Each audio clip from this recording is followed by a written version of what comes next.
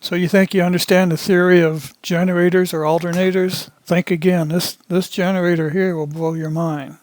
So let's delve into the facts of this generator. First of all, there's no brushes on this generator. This picture shows brushes for the rotor. No brushes. It's self-excited, no brushes. It's diesel powered, designed for a boat, so it sits inside an enclosure. It's an air-cooled diesel, but the enclosure has a water cooling of the air inside the enclosure. So you don't hear the generator noise, you don't have the generator cooling flow. It just runs on seawater for cooling. This generator can generate either 50 hertz power or 60 hertz power. It's also capable of producing 120 volts, 240 volts single phase, or 240 volts split phase. It has all these capabilities. I was given this generator because it doesn't produce power. As I dug into it, I found out why.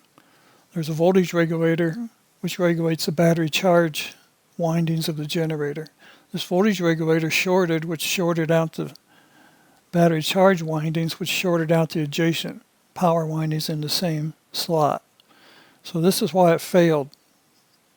The silly engineers did not put fuses between the voltage regulator and the battery charge windings, which is shown here in the middle, called CB. And that is why this generator burned itself up. So my project is to rewind this generator, but first I have to understand how it works. The remaining videos in this playlist will explain the theory of operation of this generator. It is a total nightmare. You will not believe how complicated it is just to make it self-exciting.